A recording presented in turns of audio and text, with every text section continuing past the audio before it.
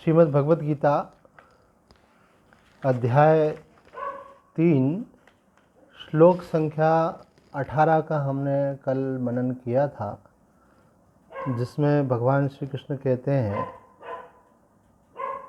जो सिद्ध महापुरुष है उसका इस संसार में न तो न करने से कोई प्रयोजन रहता है और न कुछ करने से कोई प्रयोजन रहता है,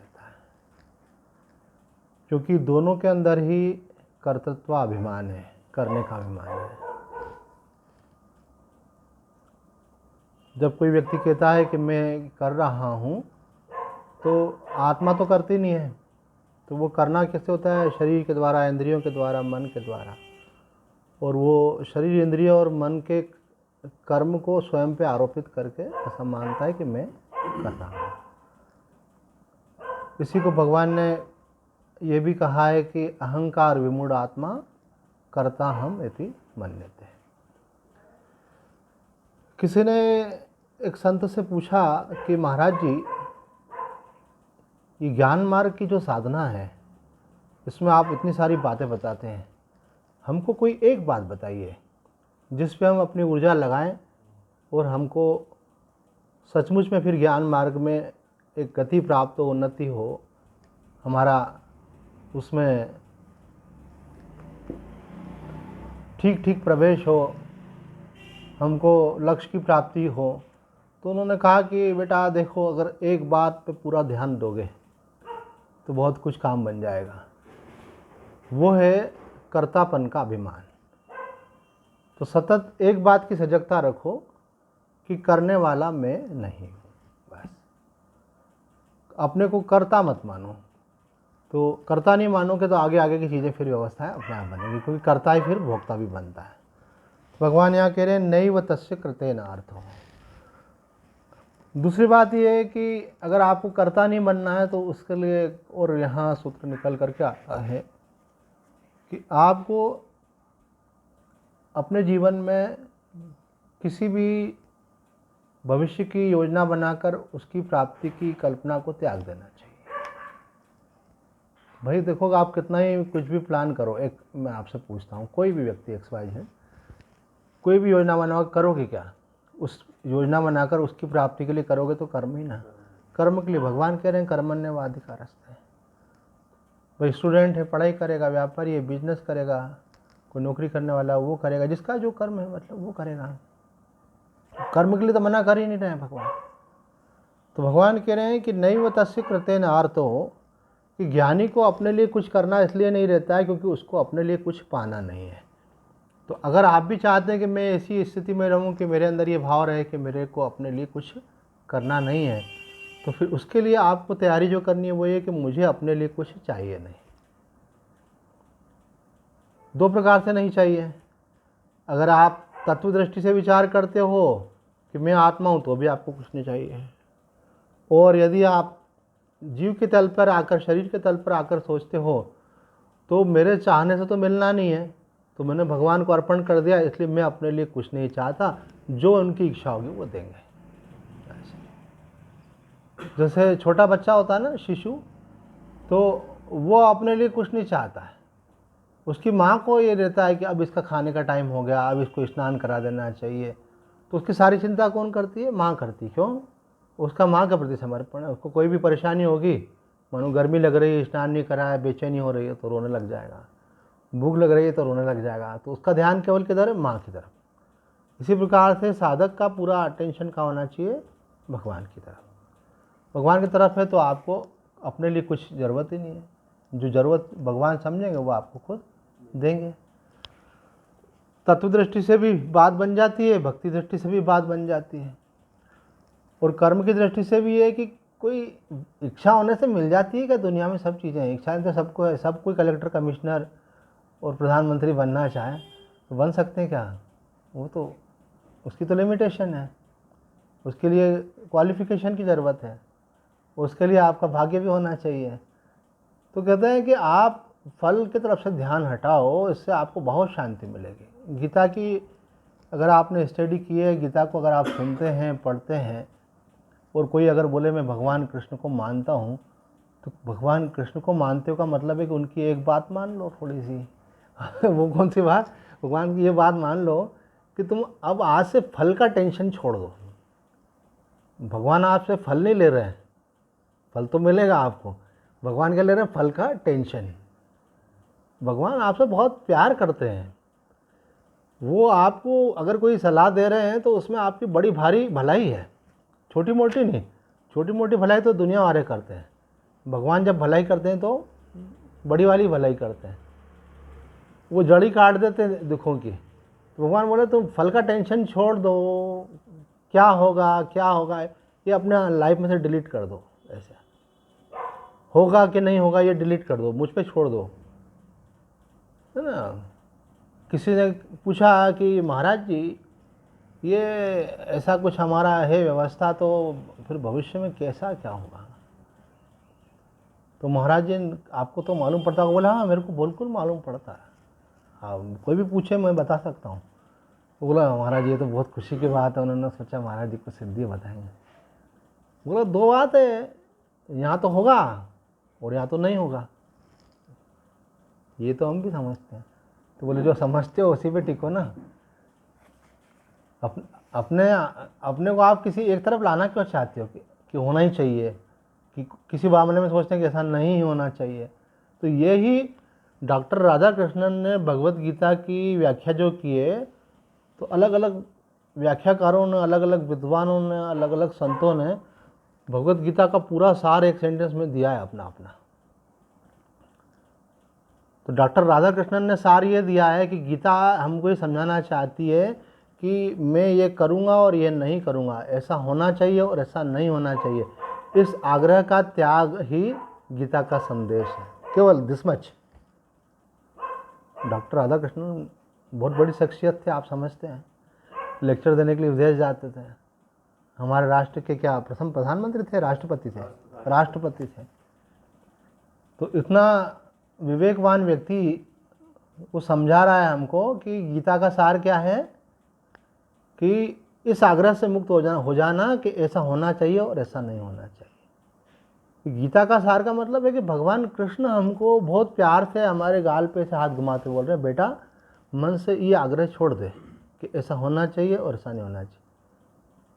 हम कोई भी काम करते हैं तो पहले उसकी सफलता के बारे में, हम कोई भी काम करते हैं तो उसकी उपलब्धि के बारे में। ये कितना हमारा गलत कॉन्सेप्ट बन गया है, इसको कुसंग बोलते हैं। कुसंग भी दो प्रकार के होते हैं, आप समझना। एक कुसंग होता है जो अनैतिक, अधार्मिक, अनुचित, पापपूर्ण कर्म में लगाता है, ऐसे लोगों का संग किया। और एक कुसंग का मतलब ये वाला भी है, कौन सा?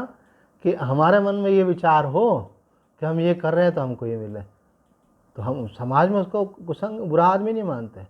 बोले ये पढ़ाई कर रहा है और सोचता है कि मैं इंजीनियर बन जाऊं, तो बोले वही सोचेगा ही सही, पढ़ाई कर रहा है तो।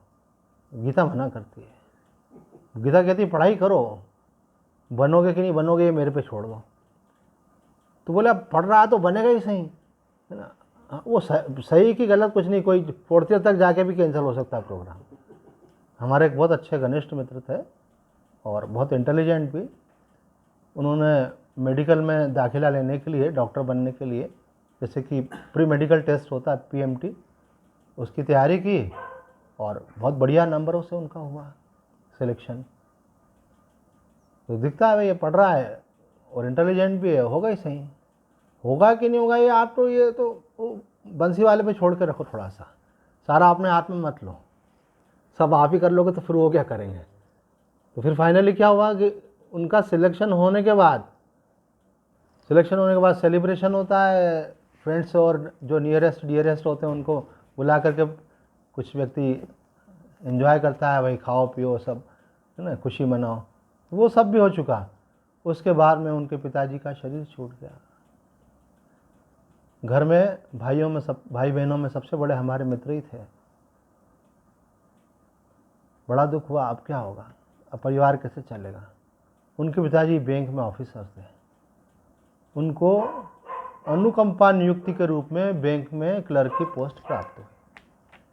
घर वालों ने बोला घर चलाना है तो रोजगार तो चाहिए, बिना पैसे के चलता नहीं। 2 भाई हैं तुम्हारे, 2 बहनें हैं छोटी। तो उन्होंने कहा ठीक है, क्योंकि वो विवेकी तो थे, बुद्धिमान भी थे, बहुत प्रसन्नतापूर्वक स्वीकार किया कि मैं जॉब करूँगा, अभी मेडिकल को छोड़ो। और उसके बाद फिर एग्ज़ाम दी, इंटरनल एग्ज़ाम, और वो ऑफिसर बन गए। उसके बाद फिर एग्ज़ाम दी, फिर IAS एग्ज़ाम दे करके उधर सेलेक्ट हो गए, तो दूसरे पद पर नियुक्त हो गए, बैंक की नौकरी छोड़ दी। तो कहने का अभिप्राय ये है कि व्यक्ति कहाँ जाना था और कहाँ चला गया।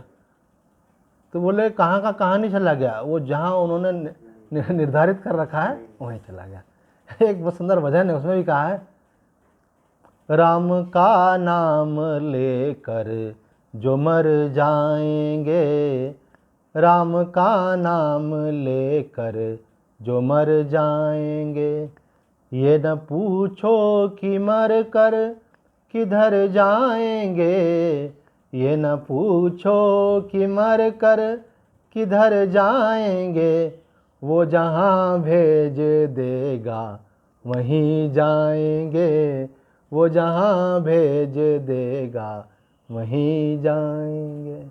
ऐसे सक्षम का हमने हाथ पकड़ रखा है। बच्चा अपनी मम्मी का हाथ पकड़ता कितना निश्चिंत और निर्द्वंद रहता है। माँ से पूछता है, माँ इधर से टर्न क्यों लिया, उधर से टर्न क्यों लिया, माँ कहाँ जा रही है, कब आएगी, कुछ नहीं, माँ ने पकड़ा है हाथ। जगत माता आपका हाथ पकड़ कर ले जा रही है, जगत पिता आपका हाथ पकड़ कर, कितना निश्चिंत होना चाहिए। पर आदमी को भरोसा नहीं है भगवान का कि वो उन्होंने हाथ पकड़ा हुआ है मेरा, सारी दुनिया को वो चला रहे हैं। भगवान का एक महात्मा ने तो कहा है कि केवल भगवान क्या है ये अगर आप जान लें और उसको निश्चय कर लें तो उतने भर से आपका कल्याण हो जाएगा। तो भगवान क्या है, तो भगवान जगत की उत्पत्ति करता है, जगत के पालन करता है, जगत के संहार करता है। तो पालन करता कौन है, भगवान। सबका पालन कौन कर रहे हैं, भगवान। पर आपकी फैमिली का पालन तो आप ही कर रहे हो ना, कि भगवान कर रहे हैं। बोल मेरी फैमिली का तो मैं कर रहा हूँ, इसलिए सारा टेंशन मुझे लेना पड़ता है। और स्वामी जी आपका क्या, आप तो साधु संत हो, आपको थोड़ी चिंता, हमको चिंता करनी पड़ती है घर की, क्योंकि हमको अपना परिवार चलाना है। बाकी सबका परिवार तो ठाकुर जी चला रहे हैं, लेकिन मेरा परिवार मैं चला रहा हूँ। तो ये चिंता इस बात को बताती है कि आप भगवान को जो उनका स्वरूप है उसको आप मान ही नहीं रहे हो। सब शास्त्र बोल रहे हैं, सब संत बोल रहे हैं कि भगवान कौन है, बोले जगत के पालनहार है। जगत के पालनहार है तो फिर आप काय को टेंशन लेके बैठो, भैया आपका पालन वही कर रहे हैं। हमारे पूज्य स्वामी कृष्णानंद जी कहते थे कि देखो सबसे ज़्यादा इनसिक्योर फील करने वाला कौन है, मनुष्य। भगवान ने 84 लाख योनियाँ बनाई हैं, कोई योनि ऐसी नहीं है जो अपने भविष्य के लिए संग्रह करती हो, केवल एक मनुष्य ही है। सब पशु पक्षी, और उनको अगर उनका आप पूरी तगारी भर करके आप चाहे घास रख दो, चाहे छिलके रख दो, खाने का कुछ भी रख दो, गौ माता आएगी खाएगी, उसका कोटा पूरा होगा, वो आगे बढ़ जाएगी। वो ये नहीं सोचेगी भैया कल के लिए थोड़ा इसको निकाल के कहीं साइड में रख दें, है ना। पक्षी दाना लाएगा, अपना खाएगा, अपना पूरा हुआ, बाकी छोड़ के चला जाएगा। अब देखो बच्चे भी ऐसे ही होते हैं, छोटे बच्चे जो होते हैं ना, उनको जितना अच्छा लगता है खाया, फिर वो वहाँ से एकदम से उनको आग्रह करो नहीं खाएंगे वो, उनके मन में यही नहीं आएगा कि मैं संभाल के रख दूँ, ये कर दूँ। बड़े होने के बाद थोड़े बड़े हो जाते हैं, तो जब तक बहुत छोटे होते तब तक उनकी प्रवृत्ति वैसी रहती है, सहज बिल्कुल। मानो भगवान की प्रकृति यही है। ये हमारे प्रकृति में दोष आ गया है कि हम चिंता कर रहे हैं, भय कर रहे हैं। इतना अद्भुत ग्रंथ है, भगवान की वाणी इतनी अद्भुत है कि अगर हम एक श्लोक भी अगर हम समझ करके जीवन में धारण कर लें, बिल्कुल पक्की बात है, तो कुछ और करने की ज़रूरत नहीं। और भगवान तो 700 श्लोकों के माध्यम से गीता जी में ये बात कही गई है अलग अलग एंगल से। जहाँ कहते नैव तस्य कृते नार्थो, बोले उसको कुछ करना बाकी नहीं रहता है। क्यों नहीं करना रहता है, क्योंकि उसको कुछ पाना नहीं है। तो आप भी इस अवस्था में रहो कि मुझे कुछ अपने लिए करने की आवश्यकता नहीं है। क्यों, क्योंकि मैं आत्मा हूँ, मुझे अपने लिए कुछ करने की आवश्यकता नहीं है। मैं तो भगवान ने जो सेवा बताई है वो कर रहा हूँ, मुझे जो आवश्यक होगा वो भगवान प्रदान करेंगे। ना कृते नेह कश्चन, कई लोग बोलते हैं ये अच्छा बता दिया आपने, ये मेरे कोई निकट के लोग हैं मेरे पीछे पड़े रहते हैं कि कुछ करो कुछ करो, है ना।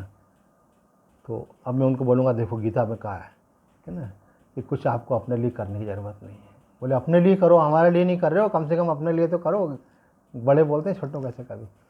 तो बोले गीता जी ऐसा कह रही कि अपने लिए कुछ करने की ज़रूरत नहीं है, इसलिए मैं कुछ नहीं करता हूँ। बोले गीता जी में ये भी लिखा हुआ है कि ये भी आपके अंदर नहीं आना चाहिए कि मैं नहीं करूँगा। नहीं करूँगा अभी एक प्रकार से अभिमान है, ये आलस्य के कारण उत्पन्न होने वाली वृत्ति है। तो बोले यार आप तो कंफ्यूज कर रहे हो हमको। आप एक तरफ तो है ना, भगवान से मानो कोई बोले कि आप तो हमें कंफ्यूज करो। आप कह रहे हो आपको ये भी नहीं होना चाहिए कि मैं करूं, आपको ये भी नहीं होना चाहिए कि मैं नहीं करूं, तो आप कहना क्या चाहते हैं? बोले हम कहना ये चाहते हैं कि कर्मण्येवाधिकार से, कर्म होते रहें भगवत आज्ञा से, भगवान की सेवा समझ करके। आपके मन में किसी प्रकार का कोई आग्रह नहीं होना चाहिए। एक प्रसंग में तो स्वामी जी ने बहुत अच्छी बात बताई है कि प्रवृत्ति से कल्याण होता है कि निवृत्ति से। प्रवृत्ति मतलब संसार का व्यवहार, घर परिवार की जिम्मेदारियां, ये सब आप जो भी नौकरी धंधा करते हैं वो। तो कई लोग बोलते हैं भाई निवृत्ति से होता है तभी तो साधु संत बनते हैं, भजन कैसे होगा ज़्यादा, तो निवृत्ति से होता है। तो वो कहते हैं कि नहीं, न प्रवृत्ति से होता है ना निवृत्ति से होता है। आपको तो ठाकुर जी को देखना वो क्या चाह रहे हैं। तो अर्जुन के मन में आया कि निवृत्ति से होगा। उन्होंने मैं युद्ध नहीं करना चाहता, और ये भी इतना खतरनाक युद्ध, कहते हैं इतना भीषण युद्ध न पहले हुआ था न उसके बाद अब तक हुआ है जिसमें इतने अधिक लोग मारे गए थे। ऐसा महाभारत मतलब बहुत भयानक युद्ध था। तो वो कहने लगा ये तो मैं नहीं करूँगा, और मेरे शरीर के निमित्त से इतने लोग मारे जाएं ये भी मैं नहीं चाहता। तो बोले फिर क्या चाहते? तो इससे तो अच्छा है भिक्षा कान मांग के लेना, मतलब सन्यासी बन जाना, ऐसे निवृत्ति चाहता हूँ। तो भगवान ने अर्जुन को परमिशन नहीं दी। उन्होंने कहा तुम अपने कर्तव्य कर्म का पालन करो। कई लोग बोलते हैं कि गीता नहीं पढ़ना चाहिए, गीता पढ़ने से, गीता ये पहले जो गीता प्रेस की पुस्तक आती तो उसमें आगे भूमिका में लिखा रहता था ये, कि कुछ लोग समझते हैं कि गीता पढ़ने से व्यक्ति अपने कर्तव्यों को छोड़ देगा, घर से भाग जाएगा, इसलिए गीता मत पढ़ाओ अपने बच्चों को। बिल्कुल गलत। भगवान ने तो अर्जुन को गीता का उपदेश किया तो उसने अपने कर्म का त्याग थोड़ी किया। हमारे बड़े गुरुजी स्वामी अवधूतानंद जी महाराज, उन्होंने एक भजन रचना की, बहुत सुंदर भजन है। उसकी लाइन ये है, कर्तव्य कर्म पर डट जाना हमें सिखाती है गीता। बोले गीता हमको कर्तव्य से भागने की बात थोड़ी करती है, जागने की बात करती है। तो अर्जुन को भगवान ने निवृत्ति की परमिशन नहीं दी। तो बोलेंगे इसका मतलब कि प्रवृत्ति से ही ज्ञान होता है, ये साधु संत क्यों बन जाते हैं लोग, ये फालतू ही बन जाते हैं, गीता तो बोलते नहीं है। तो बोलते हैं भगवान के सखा थे, क्या नाम था साक्षी भगवान के सखा का? उद्धव जी। तो उद्धव जी ने भगवान से कहा कि भगवान मैं आपके साथ रहना चाहता हूँ। अब भगवान की मोहिनी आप सोच लो, कौन भगवान का त्याग करना चाहेगा? बोले मैं तो आपके साथ रहना चाहता हूँ। तो भगवान ने बोला नहीं, तुम जाओ उत्तराखंड में, वहाँ जा कर के तप करो। उनका मन नहीं था पर भगवान का आदेश था, करना पड़ा। तो स्वामी जी ने 2 एग्जाम्पल देकर के इस बात को पुष्ट किया है कि न प्रवृत्ति से कल्याण होता है न निवृत्ति से कल्याण होता है। कल्याण होता है भगवत शरणागति से, उनकी रजा में राजी होने से, अथवा ये भी कहा है स्वामी जी ने कि अपना आग्रह त्यागने से। आग्रह के पीछे अहंकार रहता है। अहंकारी व्यक्ति बोला मैं तो यही करूँगा, और जो विनम्र व्यक्ति होता है बोले भाई हमारा विचार ये है, हम इसलिए कर रहे हैं, और परिस्थिति बदल गई, कुछ ऐसा हो गया, बोले ठीक है ठाकुर जी की ऐसी इच्छा है तो इसके लिए तैयार है। बोले यार तुम अपनी बात को छोड़ने के लिए इतनी जल्दी राजी हो जाते हो? बोले अपनी बात है ही क्या, सब भगवान की बात है ना, अपनी बात हो तो अहंकार हो जाएगा, हमारी काय की बात। भाई उस सिचुएशन में ऐसा लग रहा था। ऐसा उड़िया बाबा जी, माता आनंदमयी जी, सबके दृष्टांत है ऐसे। उड़िया बाबा जी को शास्त्रार्थ हुआ आर्य समाजियों से, तो महाराज जी के जो शिष्य थे उन्होंने ऊंचे आसन पर बिठा दिया उनको। तो आर्य समाजी जो थे वो आए, बोले अभी तो हमारे गुरु आए नहीं, और आपको ऊपर आसन पे बिठा दिएगा, कोई आप जीत गए क्या शास्त्रार्थ में? ऊपर नहीं बैठ सकते, आपको बराबर में नीचे बैठना है। तो भगवान वाला ठीक है नीचे बैठ जाते, नीचे बैठ गए वो। इतने में सब सनातनी फिर से आए, बोले जानते हो कितने महान संत हैं, है ना, इनके ऊपर के आसन पर बैठने की हमने लगाया, तुमने वापस इनको नीचे बिठा दिया। बोले बाबा आप तो ऊपर बैठो। तो बोले क्या? अरे बोले माँ आप मान तो सही, आप तो ऊपर बैठो। बोले ऊपर बैठ गए। फिर वो आए, फिर वापस नीचे आ गए। फिर तो बोले तुम महाराज जी को ऊपर नीचे कर रहे हो। महाराज जी बोले क्या फ़र्क पड़ता है, ऐसे उनका कोई आग्रह नहीं, आग्रह रहित जीवन ऐसा। माँ से किसी ने कहा माँ अपना रिजर्वेशन हुआ है, अपने को बनारस चलना है, तो माँ ने कहा बहुत बढ़िया चलेंगे बनारस ऐसे। तो माँ तो ऐसा मानती थी कि एक शहर से दूसरे शहर जाना ऐसा है जैसे एक कमरे से दूसरे कमरे में जाना, मतलब सारा संसार भगवान का है। तो बोले ठीक है चलेंगे। फिर अगले दिन बताया माँ वो रिजर्वेशन तो कराया लेकिन रेलवे ट्रैक पे दिक्कत हो गई इसलिए अपन जा नहीं पाएंगे। तो माँ ने कहा अच्छा इन्हें क्या करना है, मज़े से यहाँ बैठे हैं ऐसे। फिर अगले दिन, उसके अगले दिन बोला महाराज जी वो माता जी वो ट्रैक क्लियर हो गया, ट्रेन जा रही है, अपना रिजर्वेशन ऐसा है अपने को जाने को मिलेगा, जाना। बोला अच्छा बहुत बढ़िया चलेंगे। तो ये माता जी कर क्या रही है ना, नहीं जाने का बोल रहे तो बोले बहुत बढ़िया, नहीं जाने का बोल रहे तो बढ़िया। तो इसी को बोलते हैं कि आपका अहंकार नहीं है, आपका आग्रह नहीं है। आप देखो आपकी मस्ती बिगड़ जाती है जब आपका कोई आग्रह होता है ना, आग्रह के विपरीत हो जाए तो मस्ती बिगड़ जाती है। आप आग्रह मत रखो, संसार है, योजना बनानी पड़ती है, व्यवहार करना पड़ता है, सोचना पड़ता है, निर्णय लेने पड़ते हैं, लेकिन आग्रह नहीं होना चाहिए। विचार आएगा, इच्छा आएगी, पर इच्छा का भी आग्रह नहीं होना चाहिए। न चास्य सर्वभूतेषु कश्चिदर्थ व्यपाश्रय, हमने विस्तार से कल भी चर्चा की थी। देखो आज श्लोक में से कुछ नई बातें निकल के आई, इसलिए वापस चर्चा हो गई। भगवान बोलते हैं कि भाई जिसको अपने लिए कुछ चाहिए ही नहीं उसका किसी से स्वार्थ का संबंध कैसा रहेगा। तो किसी ने पूछा उसको भगवान का प्रेम तो चाहिए, उसको संसार बंधन से मुक्ति तो चाहिए। तो बोले हम उसकी बात नहीं करें, हम संसार की बात करें। संसार का उसको कुछ नहीं चाहिए, और ये जो चीज़ है ये संसार दे नहीं सकता, और ये कुछ आप करके पा नहीं सकते, ये तो सब कृपा के आश्रित है। कोई बोले मैं इतना जप करूँगा कि भगवान तो क्या, भगवान के पिताजी को भी आना पड़ेगा दर्शन देने के लिए। तो बोले तेरे को तो भगवान बिल्कुल नहीं मिलेंगे। क्यों? ये तेरा अहंकार जब तक भगवान मिलेंगे कहाँ से। हमारा प्रयास होता है वो कैसा है, तो अखंडानंद जी महाराज जी ने एक दृष्टांत दिया है कि एक समुद्र के किनारे एक टिटहरी ने अंडे दिए, तो समुद्र का पानी आगे आया और वो सारे अंडे उसमें लेकर के चला गया। अब टिटहरी को बड़ा दुख हुआ, उसने समुद्र को बोला मेरे अंडे वापस दे दे। ऐसी नहानी कितनी टिटहरियाँ किनारे पे रहती हैं, कौन परवाह करता है। बोले नहीं तो मेरा तो तेरा पानी सुखा दूंगी। अब छोटी सी टिटहरी, इतना विशाल समुद्र, कुछ फर्क नहीं पड़ा। टिटहरी ने एक बूंद पानी लिया और दूर जा कर के छोड़ दिया, एक बूंद पानी लिया दूर जा। अब वो कितने बूंद पानी लेकर के समुद्र को सुखा सकती है, तो संभव ही नहीं था। पर वो लग गई अपने प्रयास में, मैं पानी सुखा दूंगा, अंडे मेरे को मिल जाएंगे। ऊपर से गरुड़ जी जा रहे थे, सब पक्षियों के वो राजा हैं, भगवान के पार्षद हैं। उन्होंने देखा ये टिटहरी बड़ी परेशान हो रही है, बार बार ऐसे पसीने में तरतर हो रही है और एक एक बूंद पानी लेकर के उठा के वहाँ रखती है। आए पूछे क्या बात है। बोले मेरे अंडे समुद्र ने ले लिए हैं, इसलिए मैं इसको छोड़ूंगी नहीं, इसका पानी सुखाऊंगी। उनका अच्छा है, रुक जा, जैसे बच्चों को बोलते हैं ना। और उन्होंने समुद्र से कहा इसके अंडे दो। अब गरुड़ जी आ गए, भगवान के पार्षद थे, हाथ जोड़कर खड़े हो गए, लिया अंडे ला करके दे दिए। तो बोले हमारा प्रयास जो साधक का प्रयास है, बोलिए भगवत प्राप्ति का प्रयास क्या है? टिटहरी का प्रयास। काम कब होगा? कृपा से होगा, जब भी होगा कृपा से काम होगा। तो कोई लोग बोलते हैं अच्छा कृपा से होगा तो फिर ये ज़रूरत ही नहीं है ना। मानो किसी ने नियम ले रखा है कि मुझे इतनी माला जप करनी है, अब नींद आ रही है।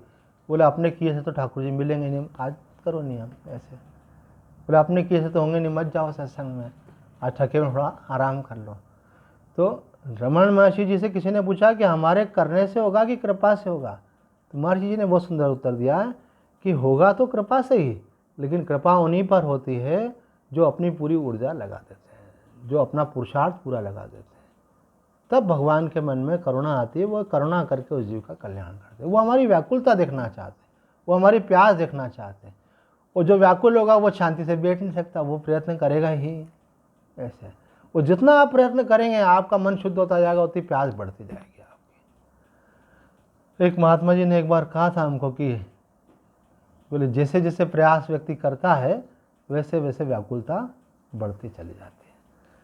तो आगे भगवान कहते हैं, भगवान फिर एक कंक्लूजन दे रहे हैं, तस्मात् देयरफॉर तस्मात् असक्त सततम कार्यम कर्म समाचर, इसलिए तू निरंतर आसक्ति रहित होकर कर्तव्य कर्म का भली भांति आचरण कर।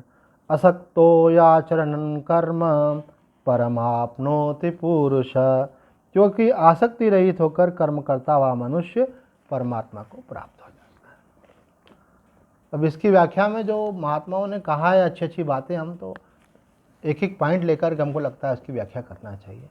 पहली बात तो ये है कि भगवान ने तस्मात् शब्द का प्रयोग क्यों किया, तो पिछले श्लोक से इसका संबंध जोड़ा।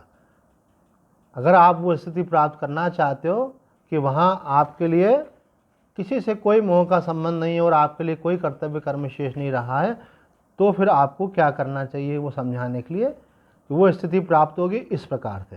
ये दूसरे श्लोक में बताया इस प्रकार से प्राप्त होगी। यहाँ पे कहते हैं कि अपने लिए जब व्यक्ति कर्म करता है तो वो बंधन में पड़ता है, अपने या अपनों के लिए। जब वो किसी भी कर्म के साथ अपना तादात्म्य न करके उसको ऐसा समझता है कि ये भगवान की दी हुई सेवा है, मैं भगवान की सेवा कर रहा हूँ, तो वो बंधन में नहीं पड़ता है। बंधन कर्म से नहीं होता है, बंधन आसक्ति से होता है। व्यक्ति में आसक्ति हो, फल में आसक्ति हो, कर्म में आसक्ति हो। तो बोल रहे हैं कि आपको ये समझना है कि बीमारी की जड़ कहाँ है, आप इलाज कहीं और मत ढूंढना।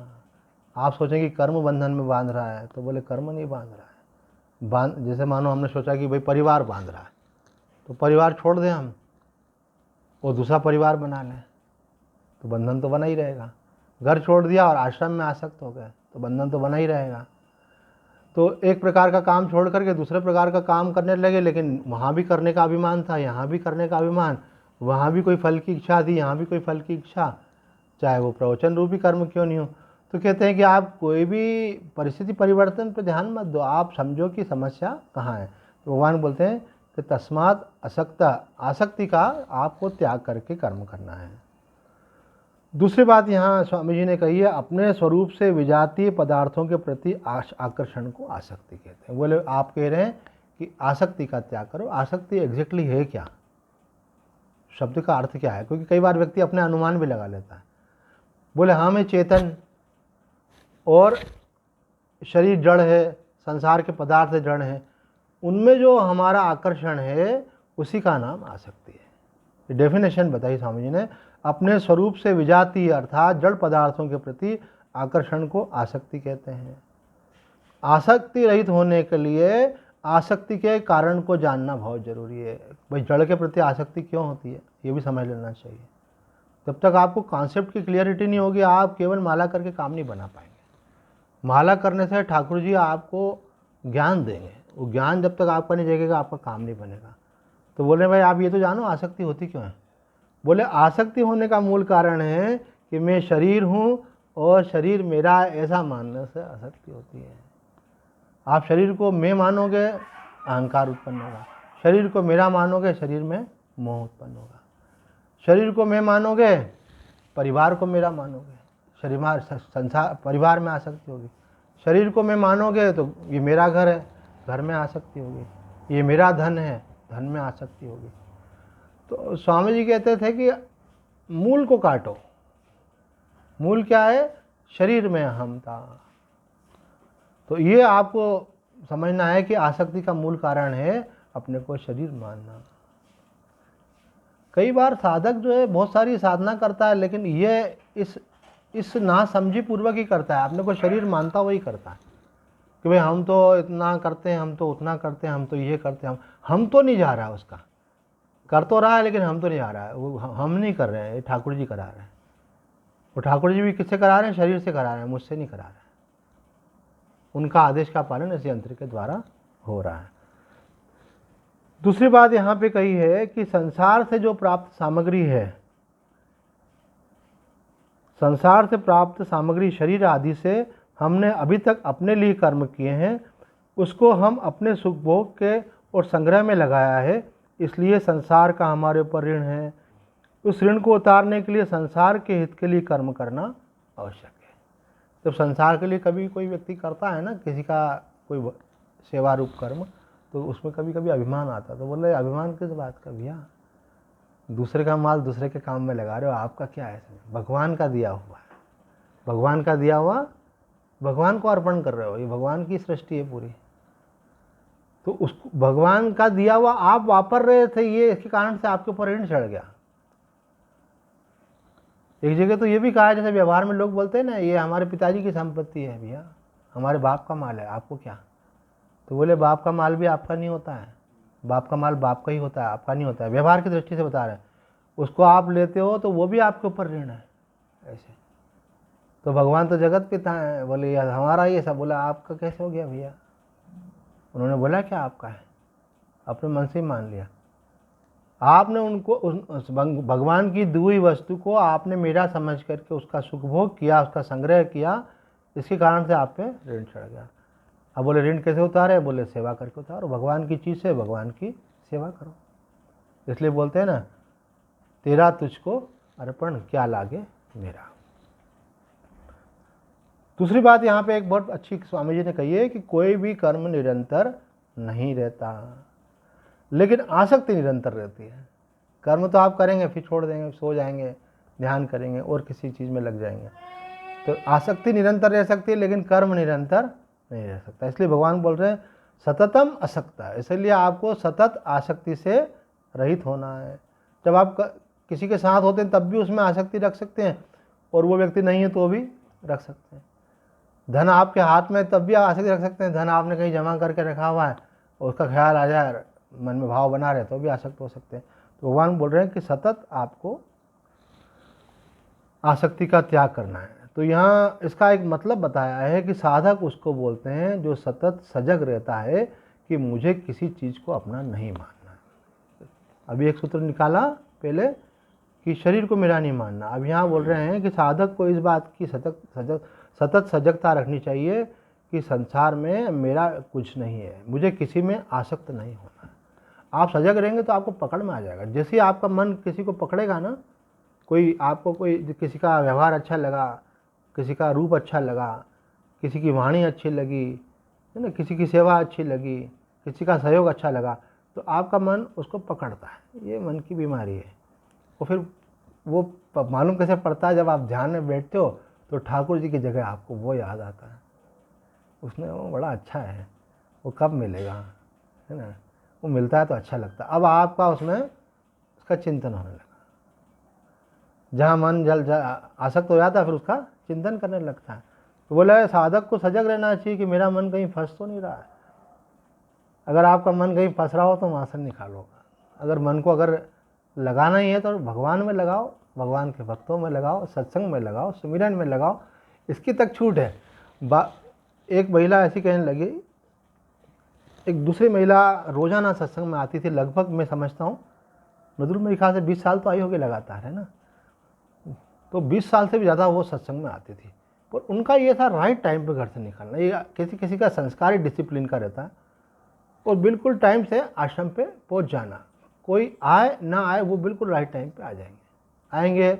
हमारा नियम था कि पहले आकर के मंदिर में से दीपक उठाओ, उसको मांझ लो, उसमें बाती लगा दो, घी लगा दो, उसके अंदर अगरबत्ती जला दो, दीपक जला दो, तो वो करना आकर के ऐसा।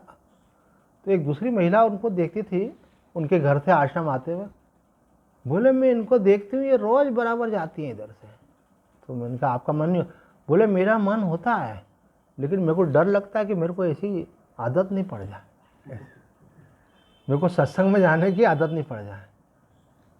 वही महिला जो बोल रही थी, भगवान नहीं करे किसी को, लेकिन वो अपने संसार में आसक्ति होने के कारण उनकी स्थिति ये हुई कि उनका मेंटल डिसऑर्डर हो गया, विक्षिप्तता की बातें करने लगी बाद में।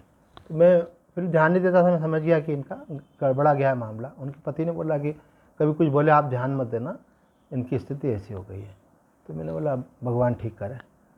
तो मैंने बोला आप अगर भगवान में आसक्ति नहीं करोगे, सत्संग में आसक्ति नहीं करोगे, सुमिरन में आसक्ति नहीं करोगे, तो मन क्या आपको छोड़ देगा क्या? वो कहीं ना कहीं तो आसक्त होगा ही सही, कहीं ना कहीं तो रस लेगा ही सही। और संसार का रस जो है वो आपको दुखों में ले जाने वाला है। और आपको अगर सत्संग में रुचि है, आपकी सुमिरन में रुचि है, अगर आपको भगवान में रुचि है, कोई बोले आपकी बड़ी आसक्ति है, आप तो बार बार वृंदावन भागते हो, कहना वृंदावन में आसक्ति, अगर वहाँ नहीं होती तो वो कहीं हम कोई हिल स्टेशन पर जाके एंजॉय करने के लिए जा रहे होते, किसी मॉल में जा रहे होते, किसी थिएटर में जाते हो, किसी पार्टी में जाते, तो बाद में जीवन के आखिरी क्षणों में हम पछता रहे होते हैं। यहाँ तो आनंद की वृद्धि होनी है, कमी नहीं होने वाली है, क्योंकि आपने शास्त्रोक्त दिशा का चुनाव कर लिया है। तो यहाँ कह रहे हैं कि साधक को इस बात की सजगता रखनी चाहिए, मुझे आसक्त नहीं होना। और भी कुछ बातें इसके अंदर हैं जिसकी चर्चा अगले सत्संग में करेंगे। आज इतना ही कहकर अपनी वाणी को विराम देते हैं। ओम पूर्णमद पूर्णमिदं पूर्णात् पूर्णमुदच्यते पूर्णस्य पूर्णमादाय पूर्णमेवावशिष्यते। ओम शांति शांति शांति। हरि ओम तत्सत्।